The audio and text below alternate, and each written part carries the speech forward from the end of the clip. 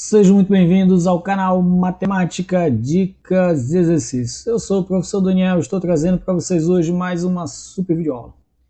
Na videoaula de hoje nós vamos falar um pouco sobre volume por camadas cilíndricas. Nós já aprendemos nas aulas anteriores como calcular o volume de um sólido quando nós temos um sólido de revolução gerado pela rotação de uma figura plana, em torno do eixo X. Hoje nós vamos aprender a como calcular o volume do sólido quando a nossa região, quando a nossa figura, ela é rotacionada em torno do eixo Y, tudo bem? Então vamos nessa. Então veja, existem várias, se você pegar um livro para dar uma olhada na teoria, você vai ver que existem várias condições que são satisfeitas nessa demonstração. A primeira, veja, que f ela é uma função contínua dentro do intervalo AB, tudo bem? F ela é positiva, ou seja, ela está acima do eixo X no intervalo AB, tudo bem? Veja, A é maior que zero e A é menor que B, visualmente, geometricamente, que é bem fácil de perceber, mas todas essas condições estão sendo, são condições necessárias para essa demonstração, tudo bem? Não vou escrever aqui, mas já falei, tudo bem? Ok, vamos lá. Então veja que nós temos uma região R aqui, que ela é limitada superiormente pelo gráfico da nossa função. Ela é limitada à esquerda pela função x igual a A, pela reta, x igual a A. Ela é limitada à direita pela reta x igual a B. E inferiormente, aqui embaixo, ela é limitada pelo eixo das abscissas, tudo bem? Pela reta, pelo eixo x aqui, tudo bem? Então, toda essa área aqui é o nosso conjunto A, tudo bem? Nós queremos aprender a calcular o volume do sólido quando essa área aqui, ela gira aqui em torno do eixo Y. Então veja, aqui eu tentei fazer com que vocês consigam visualizar geometricamente. Então eu peguei a região R, tudo bem? Que eu já descrevi aqui atrás, e eu rotacionei, eu girei ela em torno do eixo Y. Quando nós fazemos essa rotação da região R em torno do eixo Y, então formou todo esse sólido de revolução, tudo bem? Olhando assim, seria quase como um bolo que foi tirado da forma, né? Aqui no meio, veja que aqui no meio é vazio, né? Nós temos um orifício superior aqui em cima, um orifício inferior aqui embaixo, aqui no meio então está vazio, e a parte do sólido é apenas essa parte que gira em torno desse eixo aqui formado por esse tubo vazio. Tudo bem? Espero que você tenha conseguido visualizar. Como que nós vamos usar o que nós já sabemos de cálculo para determinar o volume do sólido de revolução em torno do eixo Y? Tudo bem? Da seguinte maneira. Veja aqui embaixo, então. Ó. Nós temos o sistema de coordenadas x, y aqui, tudo bem? E nós temos aqui uma camada cilíndrica. Daniel, o que é uma camada cilíndrica? Então veja, uma camada cilíndrica é um sólido formado por dois cilindros. Nós temos um cilindro maior, de raio que sai de R até R2 aqui, tudo bem? Seria um raio maior. E nós temos um outro cilindro interno, cujo raio é R1 aqui, representado aqui, tudo bem? Ou seja, se nós tivéssemos aqui um pedaço de um tubo, e esse tubo tem uma certa espessura, que é R2 menos R1. Quando eu faço a diferença entre os dois raios, eu tenho a espessura da minha camada cilíndrica, tudo bem? Então veja que geometricamente, como que nós vamos calcular o volume dessa camada cilíndrica? Quando nós conseguirmos construir o volume geometricamente o volume dessa camada cilíndrica, será esse conceito que nós vamos utilizar lá no cálculo, tudo bem? Então, observe só essa ideia. Veja, para achar o volume dessa camada cilíndrica, o que eu vou fazer? Eu vou pegar o volume maior, que é o volume do cilindro de fora. Nós sabemos, é a área da base, que é a circunferência maior, vezes a altura H aqui, que é a altura da nossa camada cilíndrica, tudo bem? Então será o volume maior menos o volume menor, que é só calcular o volume do cilindro de dentro, que é a área da base, né? Será a circunferência de raio R1 vezes a altura H. Então veja que esse volume, ele será o volume maior, então nós sabemos, ó, é π vezes R2 ao quadrado. Por quê? Isso é a área da circunferência maior, vezes a altura. Quando eu faço πr ao quadrado, eu tenho a área da base. Quando eu multiplico por H, eu tenho o volume do cilindro maior, tudo bem? Menos o volume do cilindro menor, que será também π vezes R1 ao quadrado. Nós sabemos a área de circunferência é πr ao quadrado.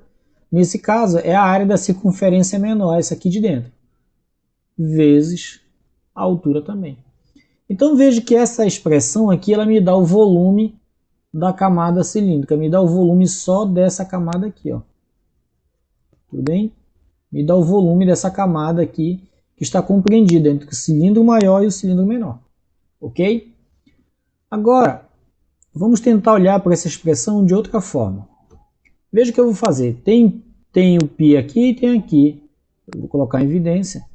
O H, a altura, aparece nos dois, então eu vou colocar em evidência aqui. Vai ficar assim, ó.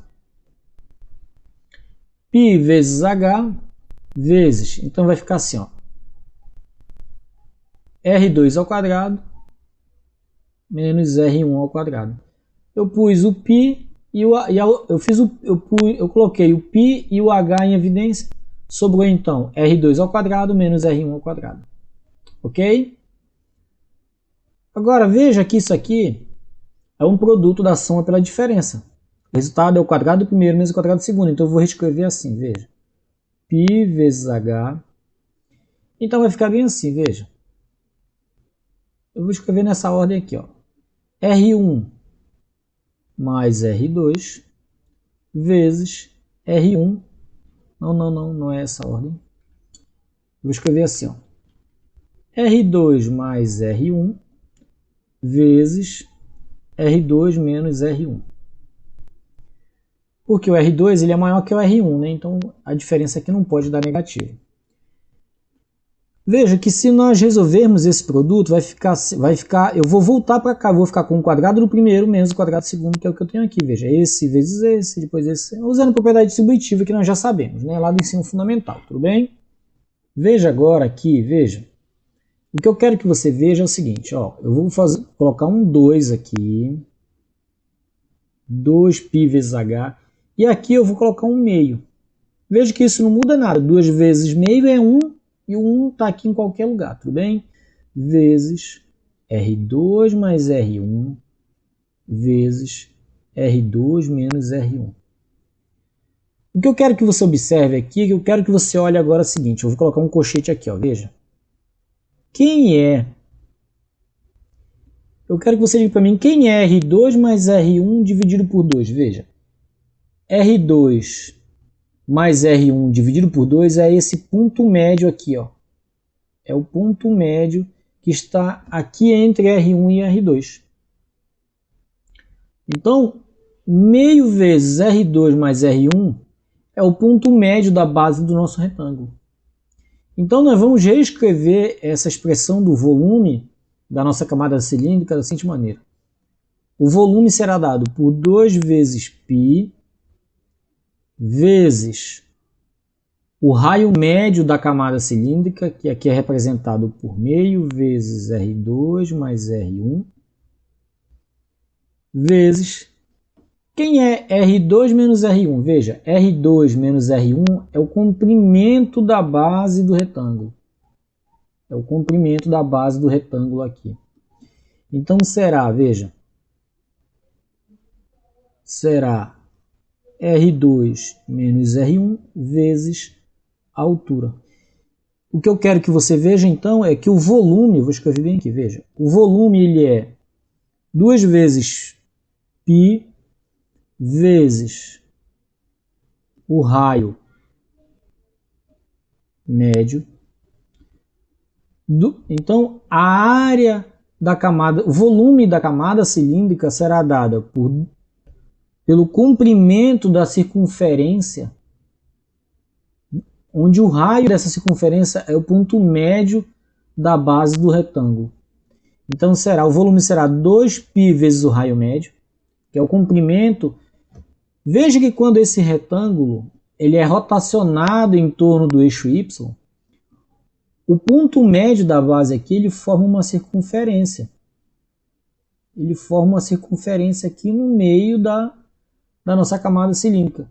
Então, o volume da camada cilíndrica ele é o comprimento da circunferência formada pelo raio médio.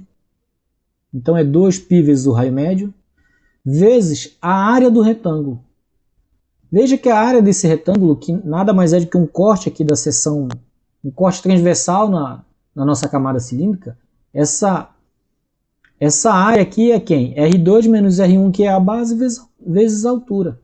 Que é o que eu tenho aqui, ó. R2 menos R1 é a base, vezes a altura. Então, vezes a área do retângulo. Vezes a área do retângulo. Então, nós temos que gravar essa ideia, veja. A área da seção... Gente, estou falando área toda hora. O volume da seção da camada cilíndrica é o comprimento da circunferência dada pelo raio médio da seção transversal da camada cilíndrica vezes a área do retângulo da seção transversal. Tudo bem? Uma vez que nós capturamos essa ideia, vamos agora aplicar o cálculo à nossa figura. Tudo bem?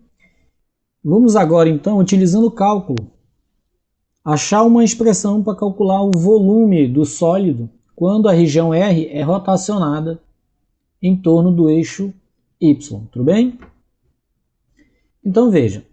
Seja P. P, então, veja, é uma partição do intervalo AB. Onde A é igual a x0, que é menor que x1, que é menor que xn, onde xn é b. Ou seja, eu estou pegando o intervalo AB e estou subdividindo ele em n subintervalos. Tudo bem? N subintervalos. Veja que se nós pegarmos vou pegar um aqui só desses subintervalos. Tudo bem? De extremo esquerdo aqui ele vai ser xi, e o extremo direito dele aqui vai ser xi menos 1, e aqui vai ser o xi. Tudo bem? Veja que esses pontos, essa partição, ela vai formar um certo retângulo aqui.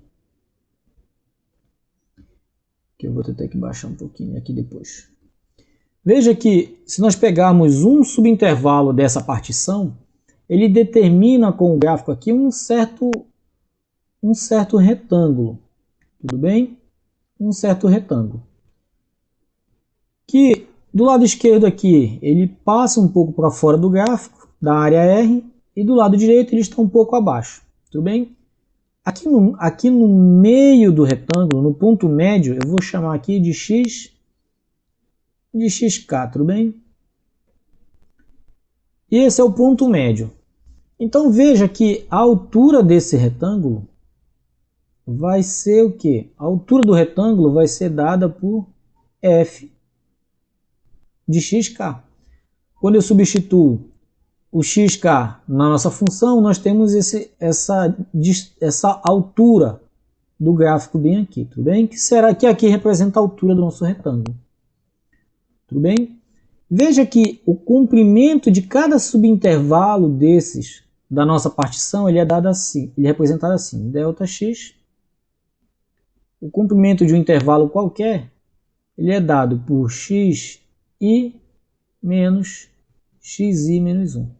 Imagine que esse é o intervalo 10, por exemplo. Aqui é 10, 10 menos 1 é 9. Então o que eu estou fazendo é pegar o x10 menos o x9. Tudo bem? Ou seja, sempre o da frente menos o de trás. Até aqui tudo tá claro. Então veja, como que nós vamos calcular?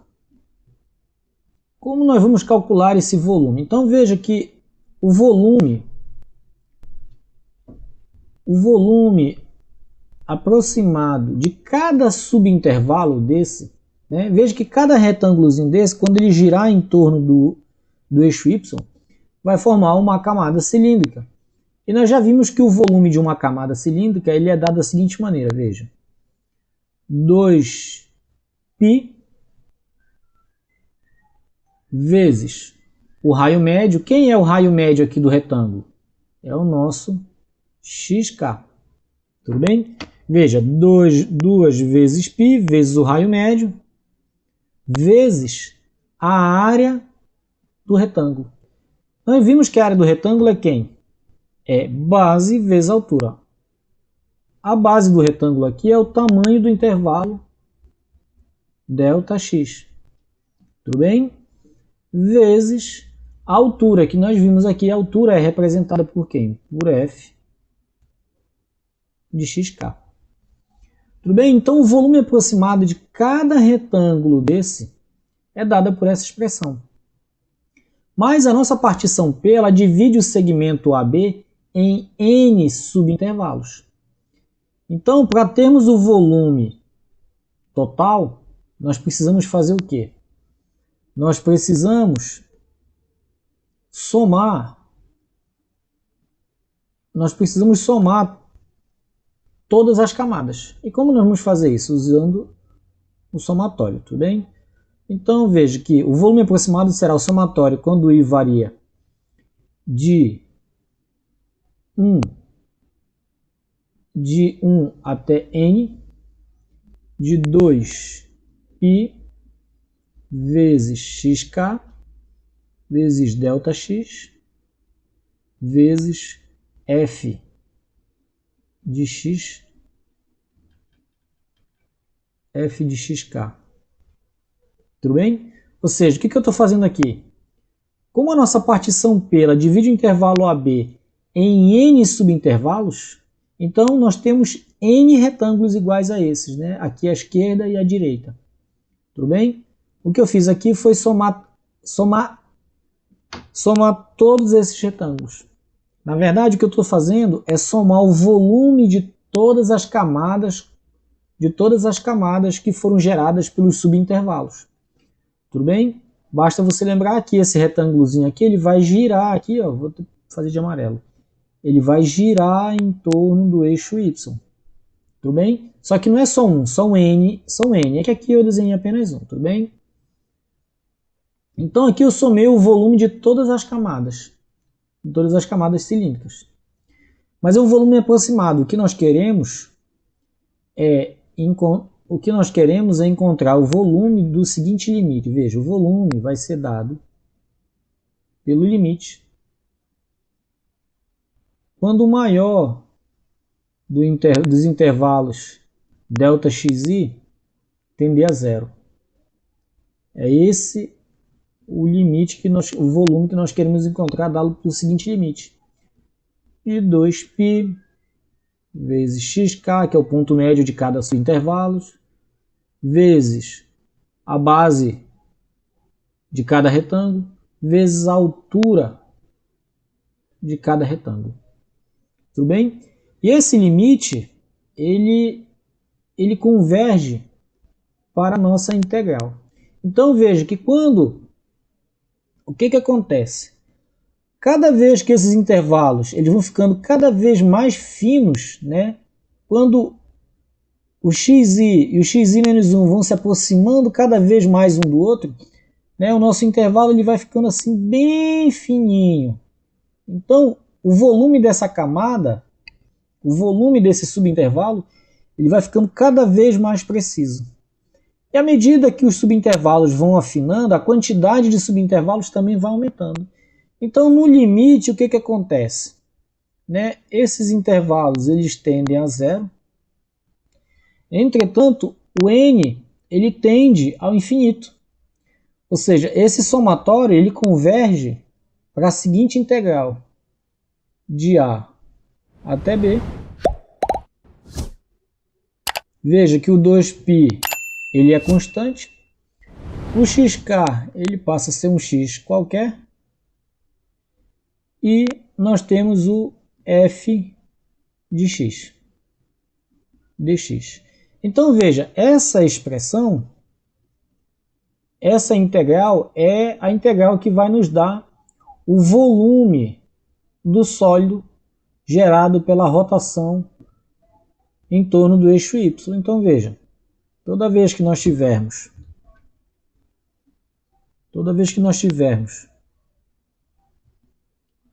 o gráfico de uma função, né?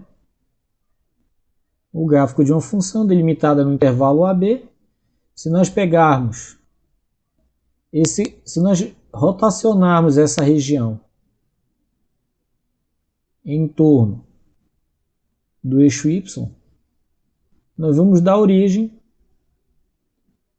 a um determinado sólido de revolução, e o volume desse sólido será dado pela seguinte expressão: a integral de A até B de 2π vezes x vezes f de x. Veja que f de x é a função que dá origem ao gráfico aqui.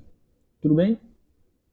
A e B são os dois extremos do intervalo onde a função está definida. Tudo bem? E basicamente é isso. Tudo bem? Espero que eu tenha conseguido explicar, tenha ficado claro. Na próxima videoaula eu vou trazer alguns exemplos para exemplificar o cálculo desse volume. Tudo bem? Se você gostou dessa videoaula, se inscreva no nosso canal, compartilhe essa videoaula com seus amigos. Um forte abraço, fiquem com Deus e que a matemática esteja com vocês.